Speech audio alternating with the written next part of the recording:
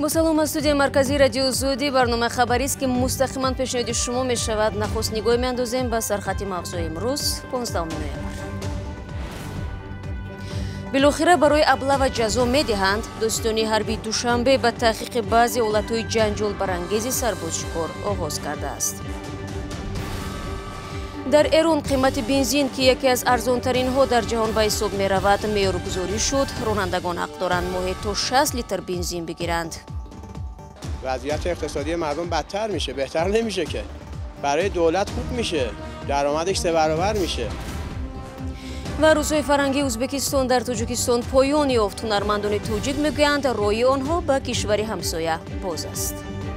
من سفرهای زیاد داریم در ازبکستان و کارهای خودم منقطع میرویم با کارهای ایجادی که با کلیپ ها و با سرود. دوستانی نظامی تاجیکستان به تحقیق مرگ یک سربازی آغاز کرده است که بعد 18 روز خدمت هلاک شده است. جاویدان امیرخانов از نویه فرخار روز 15 اکتبر برای خدمت به یک واحد نظامی به نویه لخش فرستاده شد. او شب 11 نوامبر در شفاخانه استقلال وفات کرد. خویشاوندانش ادعا دارند که سرباز بر اثر لطوکوبی افسری هلاک شده است. در دوستانی منطقه رشت به رادیو زودی گفتند سبب‌های مرگ سربازی 22 ساله حالا معلوم نیست و تمام شکایت ها را میسنجند. رسانه‌ای شدن خبرهای مربوط به مرگ همکنون نوسکران در شب و روزی است که موسم دعوت تیر ماهی به خدمت پایان نیافته است. نقشه دعوت هنوز پر نشده است و نشر بیش از پیش نوارهای بازوری و دغلانه و غیر قانونی جلب کردن جوانان در شبکه‌های اجتماعی بحث و اطراف این موضوع را داغ کرده است. مقامات همانا جای داشتن ابلاغ و یا خود سربازشکار را رد میکنند. در همین حال دوستانی حربی دوشنبه به تحقیق ابلاغ شدن 3 خبرنگار یک نشریه پرداخته است. جزئیات در گزارش زرانگیز نوروزشو و شهلوی عبدالله. دادستانی حربی شهر دوشنبه به تحقیق حادثه ابلاغ چند جوان در پایتخت شروع کرده است. این 3 دانشجو خبرنگاران هفته‌نامه تاجیکستان هستند که روز 23 اکتبر سال روان اجباراً به کمیسریت حربی ناحیه سینا برده شدند. یکی از آنها صبح در راه به درس در خیابان از جانب کارمندان پلیس و 2 نفر دیگر هم هنگام تهیه گزارش از جریان ابلاغ بازداشت شدند.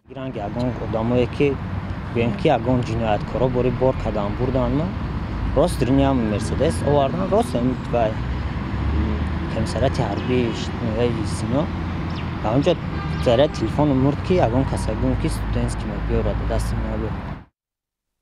جوانان بعد چند ساعت از کمیسریت حربی آزاد شده با نشر عکس و مطلب در شبکه‌های اجتماعی از جریان ابلاغ خود قصه کردند. پس از 3 هفته این حادثه دانشجویان به دادستانی دعوت شده درباره غیر قانونی جلب شدن خود از جانب کارمندان پلیس و نمایندگان کمیسریت حربی بیانات دادند. وقتی که ما خواستیم که یک رپورتاژ تیار نماییم ما رو چخیل به زوری در آوردن قریب کامرام رو میشکستن. مقصد همین حالت ها رو یعنی چخیل سخن میگفتن دغل گفتاری میکردن حقارت میکردن همین رو یعنی چیزی که شد ما نوشتیم. در دادستانی حربی شهر دوشنبه به رادیوی آزادی گفتند آنها هر حالت ابلاغ جوانان را در علاهیدگی تحقیق خواهند کرد. هر یک آدم فریاد میکنیم این صورتش میبینیم که چی قانون وارد کنی روا دیدگی یعنی کارمندان کمیسریت حربی که این دیگر مقامات ما هم نسبت هم و چورا میبینیم یعنی حالتش به نظارت به سنجش موندگی نیست. دانشجویان و خبرنگاران جوان میگویند همراهی آنها در یک روز حدودی 20 نفر دیگر هم اجباراً به کمیسریت حربی ناحیه سینا آورده شده بودند که اکثریت دانشجو بودند. واکنش دادستانی به حالت‌های اجباراً جلب شدن جوانان به خدمت در حالی است که حامیان حقوق و ساکنان کشور از موارد بی سابقه زیادی ابلاغ جوانان در موسم نوبتی دعوت شکایت می‌کنند. قریب هر روز در رسانه‌ها و شبکه‌های اجتماعی از یک یا چند حالت ابلاغ و یا لطوکوب شدن جوانان برای سرکشی از خدمت نشر می‌شود. ابلاغ کردن در کوچه‌ها بگیم تمام پرینسیپ‌های حقوق انسان ویران کرده این یک نمود جنایت هم هست می‌شود. شکایت‌ها از جلب اجباری جوانان به ارتش در حال صدا می‌دهند که به اطلاع وزارت دفاع نقشه دعوت جوانان به ارتش بیش از 90% اجرا شده است. رو می‌ریم با موضوع دیگر. بیش از 200 نفر شهروندان در تاجیکستان میگویند شرکت نوری رحمان آنها را فریب داد و پول‌هایی که شرکت برای ساختمان خانه از آنها گرفته بود برگردانیده نمی‌توانند. شرکت نوری رحمان برای ساختمان چند بینای بسیار روشانه در کوچه مینت شهر دوشنبه کنار بازار مهرگان هنوز سال 2016 اجازه ساختمان به دست آورده است. قرار بود تا سال 2019 خانه ها به مشتریان سپریده شود، اما حالا در این سراغه بجز از یک بینای نیمه ساخت دوشانه چیزی نیست و مشتریان در اضطراب در این مقامات را میکوبند. همکارم عبدالله شورف به آموزش این موضوع مشغول بود و حالا با ما در استودیو قرار دارد. عبدالله سلام و نخست بگو آیا شکایت مردم به نظر گرفته شد یا نه؟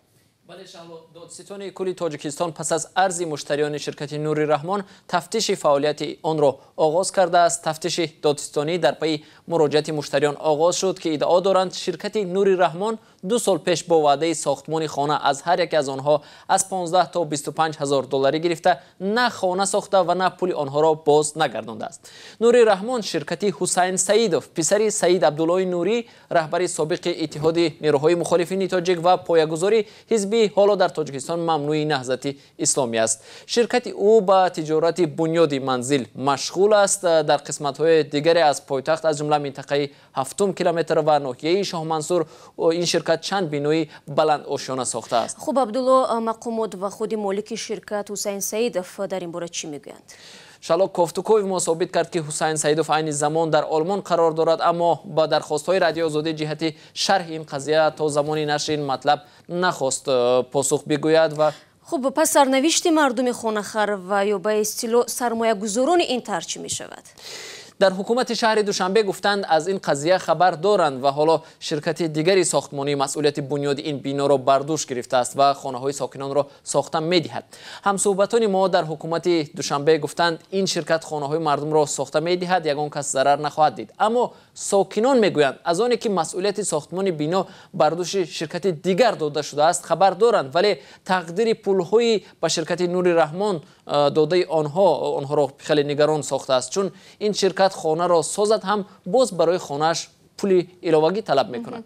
سپاس عبدالله برای صحبت. لازم به یادآوری است که در گذشته هم بحث‌های شرکت‌های ساختمانی و مشتریان در تاجیکستان بوده است و مثل شرکت ساختمانی ماوراءالنهر که مشتریانش با وجود پرداختن پول به خانه ماندند و حتی در نزد دادستانی هم تظاهرات کرده بودند.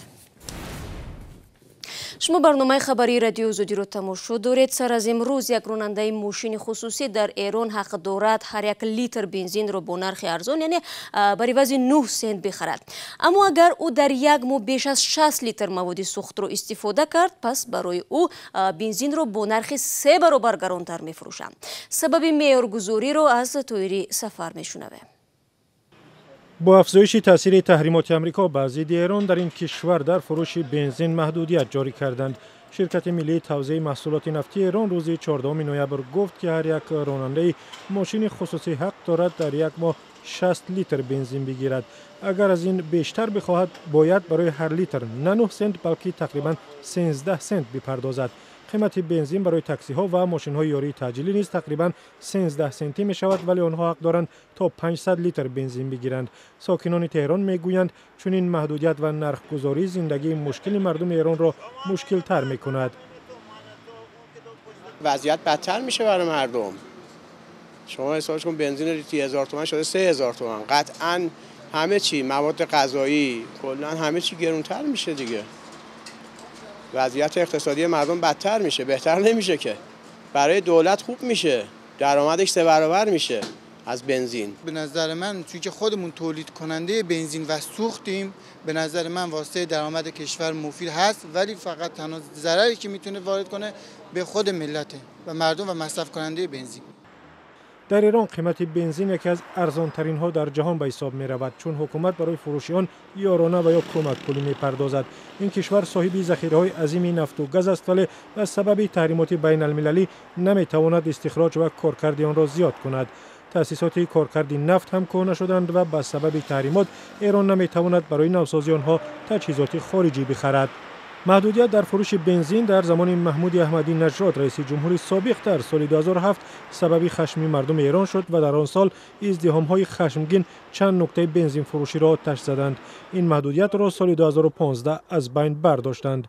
بعد از آن که امریکا از سازش اتمی با ایران خارج شد و دیگر باره به ضد جمهوری اسلامی تحریمات اعمال کرد، بسیاری از ایرانی‌ها می‌گفتند ممکن است محدودیت در فروش بنزین برگردد.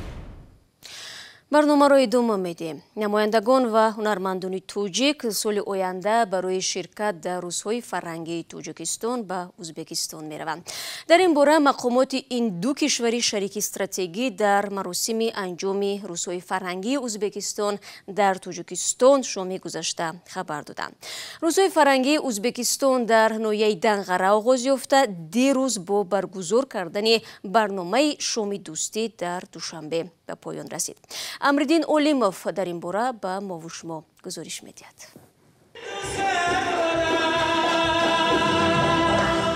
در مراسم ختم روزهای فرهنگ ازبکستان در تاجیکستان بیشتر از قوی شدن روابط دوستانه میان این دو کشور از جمله در بخش فرهنگ و هنر توصیف شد.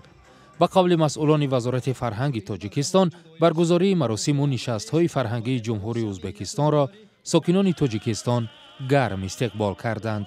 طی این چند روز به شرافت استعداد نادر و هنر والای فرستادگان این کشور دوست و برادر به عید پرشکوه، تنتنه دوستی و رفاقت، سرود و رقص و پدیده گوارای فرهنگی مبدل گردیدند. دلیل نزدیکشوی به سابقه فرهنگی میان تاجیکستان و ازبکستان را که سابقه تاریخی دارد، سفیر ازبکستان در تاجیکستان برگزاری همساله روزهای فرهنگی عنوان کرد.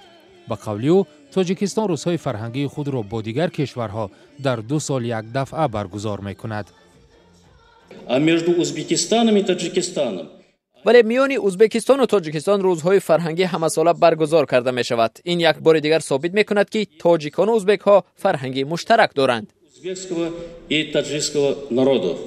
هنرمندان تاجیک میگویند نمایش‌هایی که فرهنگیان ازبک در تاجیکستان با خود آوردند خیلی گرم و صمیمی و برای مردمی تاجیک آشنا است. دولتمند خال هنرمند معروف تاجیک میگوید اون تنها در مراسم‌های فرهنگی با ازبکستان سفر میکند. همچنین با معرکه و مراسم‌های خانوادگی ساکنان این کشور دعوت میشود. پیوند فرهنگی دو کشور اصلا در آن است که موسیقی یک لحن دارد، یک مجرایت دارند، یعنی مجرایت گفتن گپ است. خب سازهای موسیقی هم قریب بسیارش مانند هستند با هم دیگر، یک ساز موسیقی هم. زلفیه اوزاقова رهبر گروه رقصی تاشکند زیبولاری از سفرش به تاجیکستان زیاد خوشحال بود و گفت که بی‌صبرانه دیدار با زیبا امینزاده رهبر دسته رقصی زیبا را انتظار است. وی گفت از لحاظ کسبی آنها می توانند با هم دیگر همکاری کرده رقص‌های نوی را ایجاد کنند. Проекты могут быть танцевальные, почему? طرح‌های مشترک میتواند رقصی باشد با اشتراک هیئت دو دسته رقصی تاشکند زیبولاری و زیبا. ما خوب میدانیم که زیبا امینزاده آموزشگاه خریوگرافی تاشکند را ختم کرده است. پس دسته هنری زیبا به شهر تاشکند پیوندی دارد. Зебо тоже уходит, получается, в город Ташкент. نیگینا امانقلو و آوازخوان مشهور تاجیک در این برنامه هنری سرودی تازه را اجرا کرد و سزاوار کفکوبی‌های تماشابینان شد. وی گفت که در 2 سال اخیر با ازبکستان برای اجرای برنامه‌های هنری زیاد سفر می‌کند. من سفرهای زیاد داریم در ازبکستان و کارهای خودم منقطع می‌رویم، با کارهای ایجادی که با کلیپ‌ها با سرودها می‌رویم. پس از سر قدرت آمدن شوکت میرزیویف در ازبکستان روابط مشترک با تاجیکستان در حال گسترش است. قبلا در زمان اسلام کریموف رئیس جمهوری سابق ازبکستان برگزاری چنین مراسم‌های فرهنگی مشترک خیلی نادر بود. در مراسم روزهای فرهنگی ازبکستان در تاجیکستان حدود 60 نفر هنرمندان ازبک شرکت و هنرنمایی کردند. و بینندگان عزیز 15 دقیقه که در اختیار داشتیم به پایان میرسد. تا نشری صحبت و برنامه‌های نو در هفته آینده شما میتوانید از وبسایت رادیو آزادی با خبرهای تازه تاجیکستان و جهان آشنا شوید. کانال ما در یوتیوب با نام آزادی ویدیو هست و نوار و گزارش‌های جالب در آنجا البته گذاشته میشوند. و اگر میل داشتید از صفحه‌های ما میتوانید در شبکه‌های اجتماعی نیز استفاده برید. برای شما بینندگان عزیز در 2 روز آینده استراحتی با فراغت می‌خواهیم. تا ملاقات نوبتی، خدا نگهداری هر یک شما باشید.